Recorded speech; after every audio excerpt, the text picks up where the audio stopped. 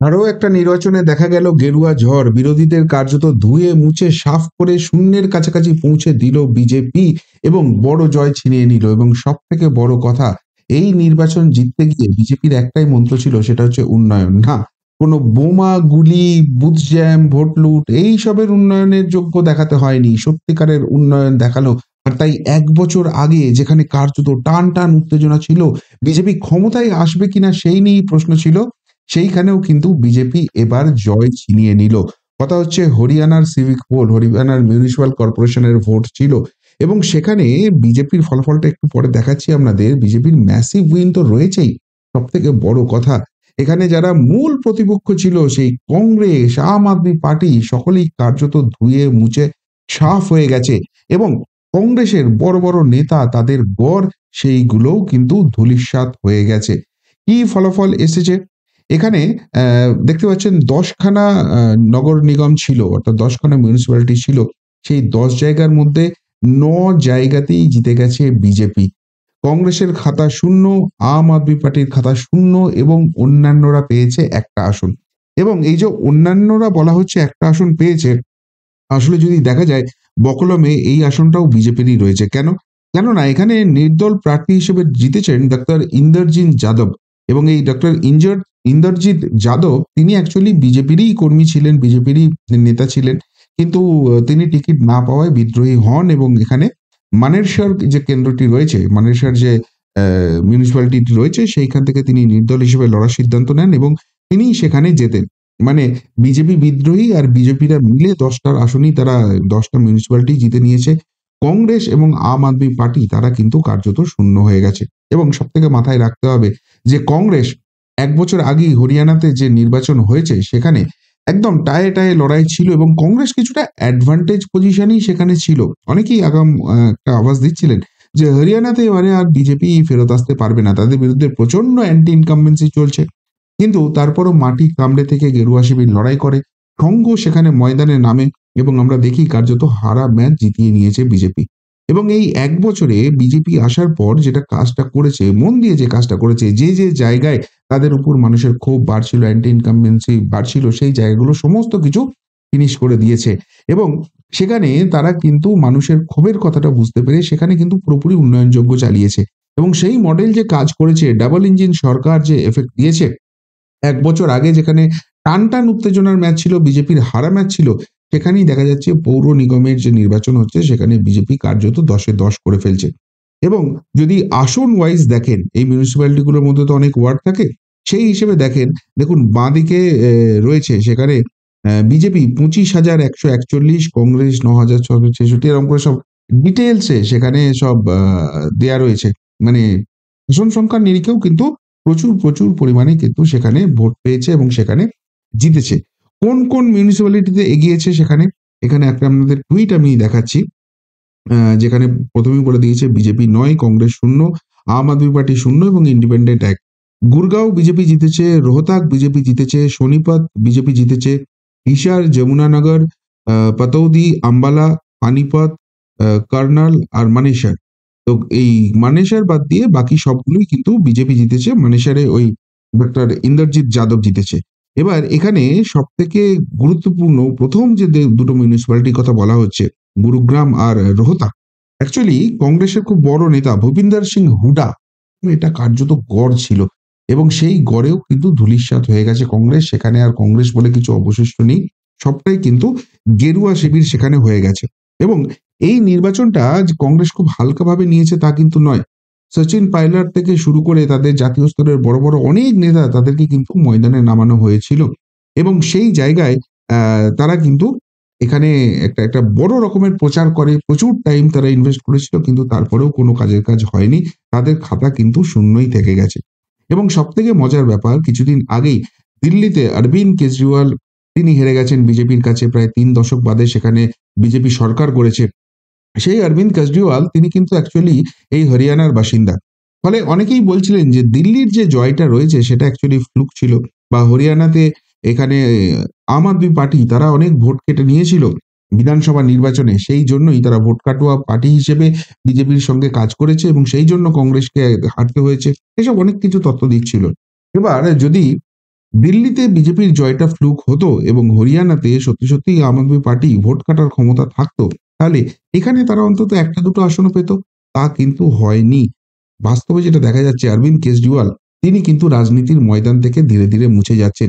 যেটা বাংলা নিয়েও অনেকেই বলছেন যে আঞ্চলিক দল এরা যদি ক্ষমতার বৃত্তের বাইরে একবার চলে যায়, এদের না থাকে নীতি, না থাকে আদর্শ, আস্তে আস্তে এরা কিন্তু রাজনীতির ময়দান থেকে মুছে যাবে। এবং সেটাই কিন্তু অরবিন্দ কেজরিওয়ালের পার্টির জন্য একদম স্পষ্টভাবে দেখা যাচ্ছে। আর এখানেই কিন্তু একটা খুব পজিটিভ সাইন আসছে। এবার আপনাদের মনে একটা প্রশ্ন আসতে পারে যে বিজেপি জিতেছে, কিন্তু ১ বছর আগে হাড্ডাহাড্ডি লড়াই হয়েছে। এবারেও নিশ্চয়ই সেই হাড্ডাহাড্ডি লড়াইটাই হয়েছে? না, হাড্ডাহাড্ডি লড়াই নয়। BJP vote share in Haryana municipal election, কোন কোন মিউনিসিপ্যালিটিতে কত পার্সেন্ট ভোট পেয়েছে সেখানে একবার দেখুন।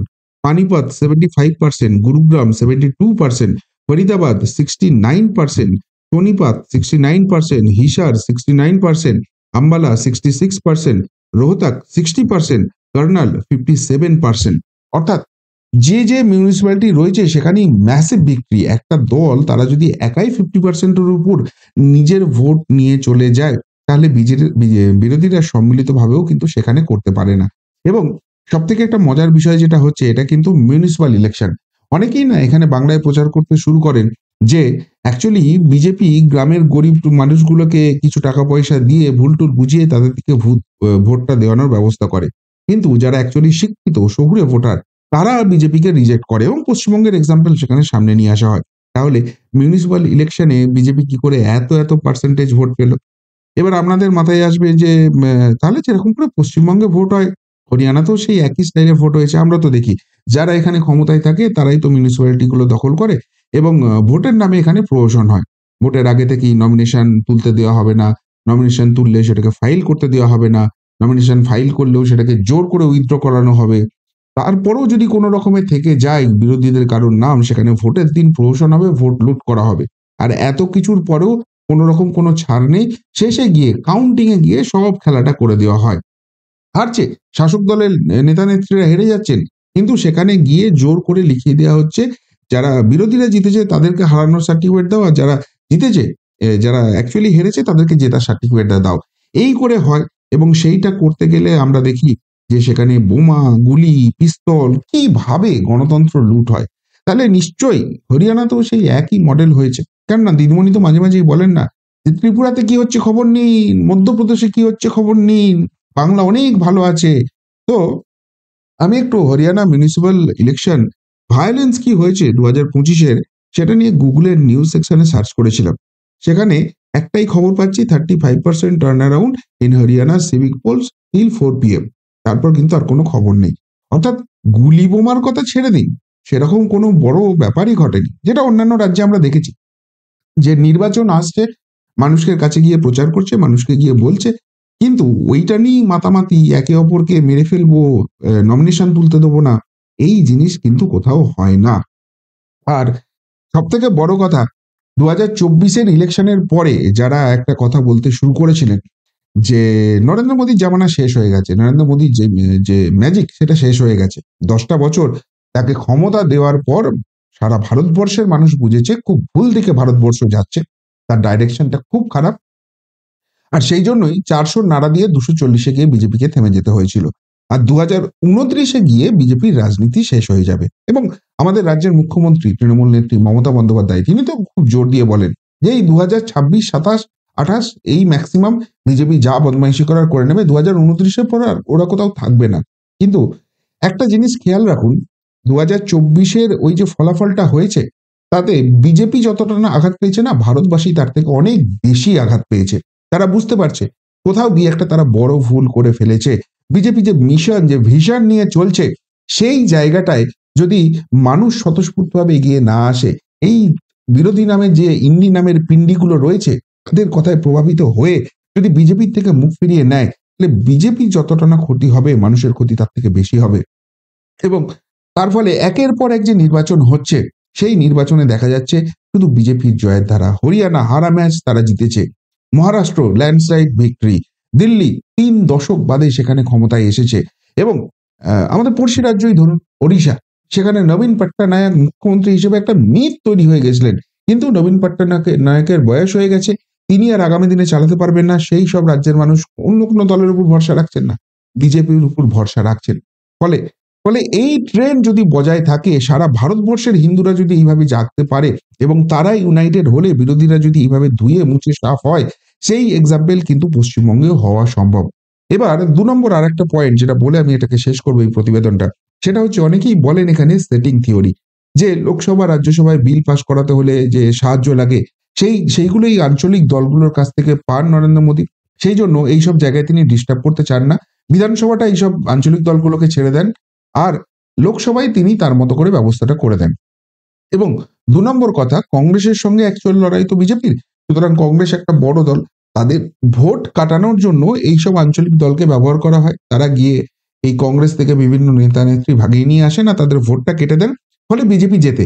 আর সেইজন্য তার পুরস্কার হিসেবে এইসব ছোট, ছোট দলগুলোকে নরেন্দ্র মোদী কোনো ডিস্টার্ব করেন না। কিন্তু একটা জিনিস খেয়াল করে দেখুন, এই জায়গা থেকে এই রাজ্যের যে দলটি আছে তারা কিন্তু আঞ্চলিক দল হয়ে গেছে। তারা কিন্তু আর সর্বভারতীয় দল নেই।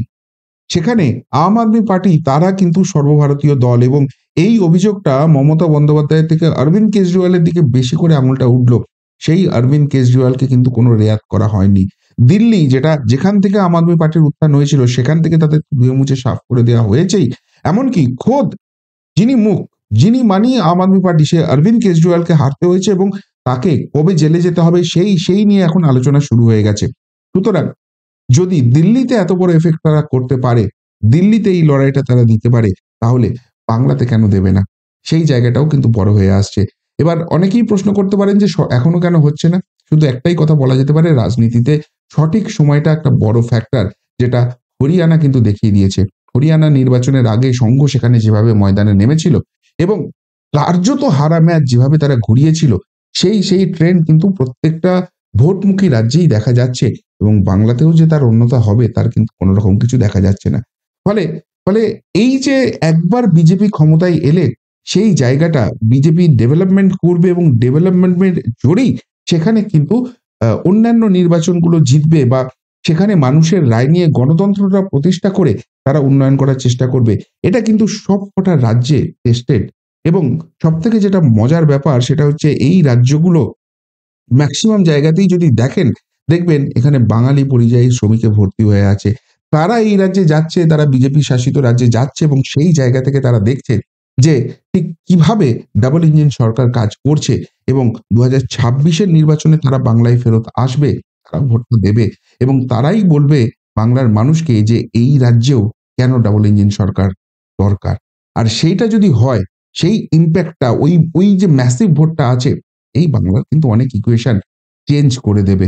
ফলে গেরুয়া শিবির নিয়ে যারা এখনো ভাবছেন যে ওরা বোধহয় স্লিপিং মুডে আছে, এখনো সংগঠন সাজাতে পারল না, রাজ্য সভাপতি করতে পারল না, সত্যি এখনো সেটিং করছে কিনা, দুর্নীতিবাজদের গ্রেপ্তার করতে পারছে কিনা, তাদের একটা কথাই বলতে পারি, যে মডেলে যেভাবে বিজেপি এগোচ্ছে, ঠিক যত নির্বাচন এগিয়ে আসবে তত বিজেপির খেলা এই বাংলায় আরো জোরদার হবে এবং এইসব পারসেপশন পুরোপুরি ঘুরে যাবে।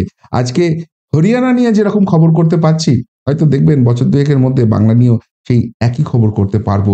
সেই জায়গাটা কিন্তু ধীরে, ধীরে বাংলাতে বিজেপি তৈরি করে ফেলছে। যাই হোক, কি বলবেন হরিয়ানার এই বিজেপির ফলাফল নিয়ে?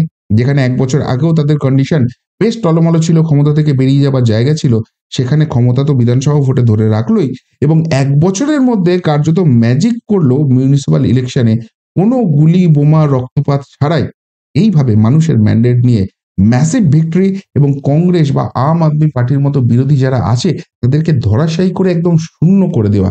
যদি কিছু বলার থাকে এই নিয়ে অবশ্যই কমেন্ট বক্সে কমেন্ট করে জানাবেন। এখনকার মতো এখানেই শেষ করলাম। ফেরত আসছি নতুন প্রতিবেদন নিয়ে খুব তাড়াতাড়ি। ভালো থাকবেন, সাথে থাকবেন, পাশে থাকবেন। নমস্কার।